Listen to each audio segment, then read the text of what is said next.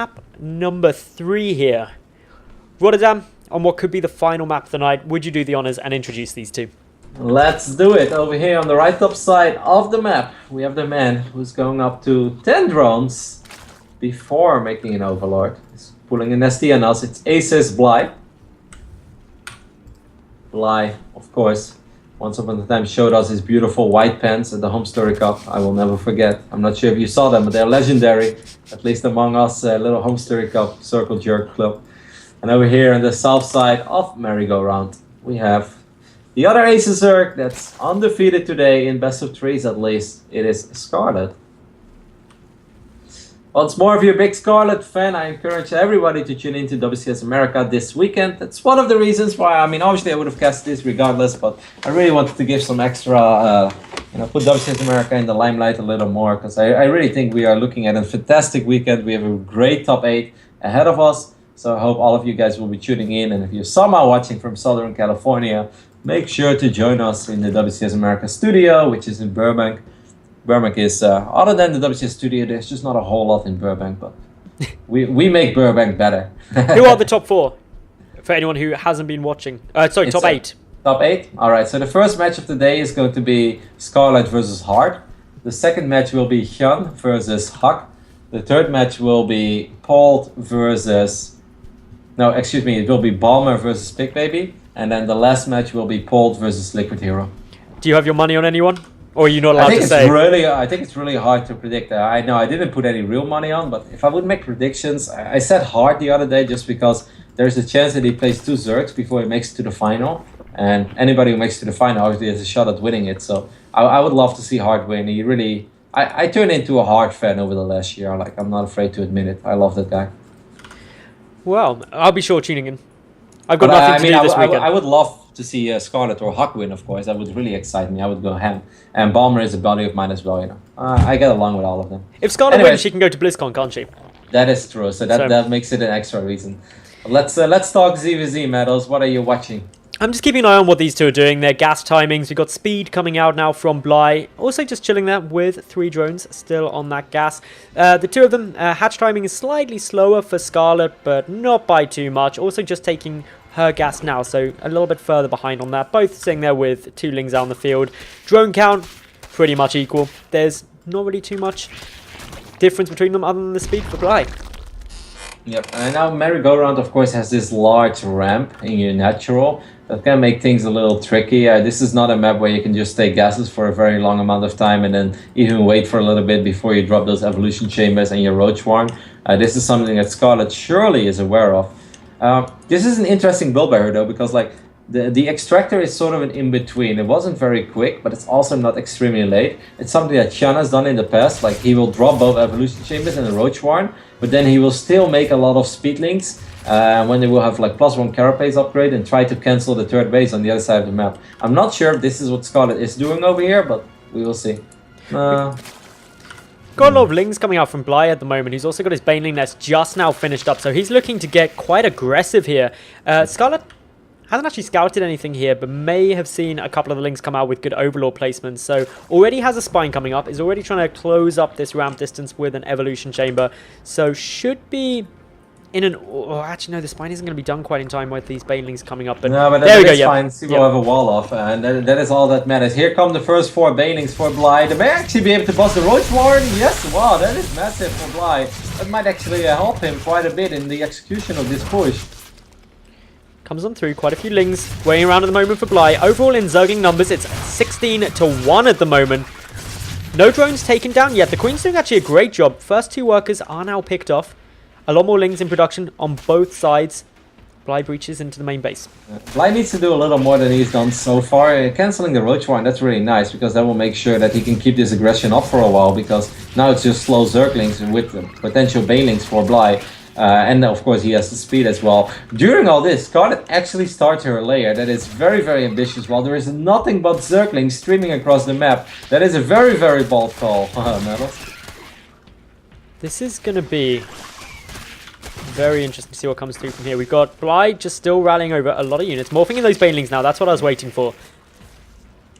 And this is going to be tricky, because if Scarlett would have had a roach warren finish up, then I would have loved her position, because then she was able to just like make 4, 5, 6 roaches, and especially when +1 finishes up, but even before that, she's already going to be in a good position. Now she needs to drop additional spines. A lot of Banelings, like you said, will be knocking on her front door. Bly has been down in workers all along, so he needs to do a lot of damage. He's actually going to break the debris. That's sort of smart, I guess, because he saves a couple of Banelings as well. Will surround one of these queens, immediately transfuse, will land. Well done by Scarlett as well. Oh wow. He also picked off the majority of the Banelings. There's still 2 Banelings alive. The queen should really snipe that Baneling. It's so low. Does get quite a lot of drones there. 8 workers have been killed. A lot of reinforcements coming in though from Scarlett. So Bly is going to be running into some trouble long term. His link count is going down, but he's killed 8 drones now. The queens are shooting at the hatchery and not actually at the Banelings. So these Banelings go more. A small misclick there for Scarlett, but you know, as explosive as this looks, and I'm using explosive because of the Baneling. But oh, nice Baneling hit there. Yeah, I still don't think it's enough. Like, Bly, his layer is very late. Scarlett, her layer is already done. She has roaches. +1 is about to finish up. What are you going to do with Zerglings against +1 roaches? The only thing that Bly can do is counterattack and make sure that Scarlett stays on her side of the map so he can catch up in tech. And then maybe get a Spire? I don't know. It's worth noting as well, despite the fact that a good number of workers have actually been killed, 13, Scarlett is still pretty much level in terms of the drone count. Bly only just went above there with the last drone wave, but that isn't ideal. When you've picked off that many workers, you'd expect to be quite substantially up on it. So this is a problem for Bly. He's not ahead economically. He's behind in tech quite substantially. And with these roaches out now in decent numbers, it's very challenging. You can't really fight those roaches anymore either. Roaches with +1 missile attacks will kill Zerglings in 2 hits, and that's not what you want to engage on, especially if you don't have overwhelming amount of Zerglings. I'm still not sure what Bly is actually going for. Now he drops the Roach Warren. Okay, that's a late Roach Warren. He really delayed that one for quite a bit. I figured he couldn't really go up to Spire because he doesn't have any static defenses, and even if he would make that, then he doesn't have any drones anymore, so it will almost just like all be suicide. The Roach Warren, I guess, is the best option, but Scarlett already having that +1 missile attack, already having 7 roaches, and is already up in workers. Scarlett has played an other than those like very funny games against Bunny, which she was still able to win with 3 completely different openings. She has played a flawless day of StarCraft. She's been playing absolutely exceptionally, which is, I don't know, making me very, very excited about WCSNA this weekend and how she does there. I've got to admit that I'd love to see her win, throwing her a BlizzCon and all, but it's just very promising play, and I just really am struggling to see what Bly can really do here. He's trying to tech up, he's trying to deny this 3rd base, but even if he denies that 3rd, it's just stopping him from getting further behind as opposed to giving him any kind of substantial advantage. Sure, he's got some roaches coming out, but they're a lot later. They don't have +1, whereas Scarlett does have +1, so a big upgrade lead there. And Scarlett's also ahead on the roach speed by a good 40 seconds. Yep, Scarlett is pretty much ahead in every aspect of ZvZ that is very important. Upgrades, roach counts, bases, and drones. Like, there's not really anything else that you really want to be ahead in, I guess. Tech-wise, it's the same, so there is no advantage on either side. It's going to be very, very tricky for Bly. He needs to somehow find himself, you know, having a great engagement, maybe. Hope that Scarlett overextends, hopes that she takes a fight in a bad position, but the ball is definitely in Scarlett's corner, and if she doesn't mess up like she hasn't been doing throughout the entire day, then I think she will be more than fine. Of course, that is a perilous thing to say. We've mentioned multiple times this evening when someone is in a in a clean cruise into winning the game, and then suddenly there's this turnaround no one could expect. So won't count our chickens before they've hatched. But yeah, Bly going into Tunneling Claws with these roaches, which is quite a nice strategy. It's something that's got a lot more popular recently. But Scarlett, she's got 1 Overseer on the map already, so she should be okay. And she's got an overwhelming advantage in terms of the roach count, not to mention the upgrade advantage on them too. Taking a trade here, this is going to be a very nice fight for Scarlett, winning that monumentally, forcing a retreat out of Bly. And this is just going to be very difficult for Bly from this point forward. Yep, being down 50 supply in a ZvZ when your opponent is about to attack you is often not a beautiful position to be in. Bly starts adding 7 Banelings, I guess, you know. Oh, actually, that's on the left bottom side of the map. He's going to try to use those Banelings to blow up the hatchery. That's a very cute play. I kind of dig that play, but at the same time, he might end up losing his own hatchery. So in the end, the best that he hopes for right now is a reset here. Come those Banelings, and oh, it's not enough. Sad life. Transfuse is already going through there. This is a bit of a pain for Bly. Can't seem to catch a break. Is being forced to push across now. Should be able to snipe the hatch with all of these roaches. But bear in mind, the 2-1 upgrades have just finished up for Scarlett's roaches. No upgrades for Bly's roaches. That is just a monumental advantage for Scarlett, both in numbers. Will lose the third, but picked off Bly's third base as well. The one thing that Bly has going for him at the moment is that he has got tunneling claws. But that is a bit of a drop in the ocean. Yep.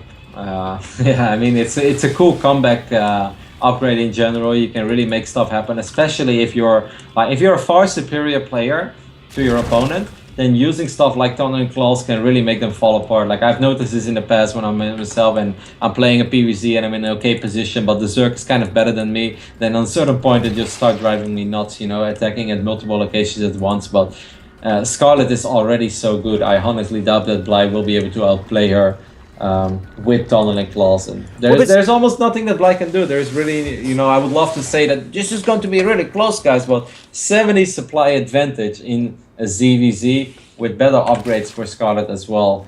Being ahead 28 roaches, I feel that she can almost, you know, L-tap to YouTube and put on some Alanis Morissette if she likes that.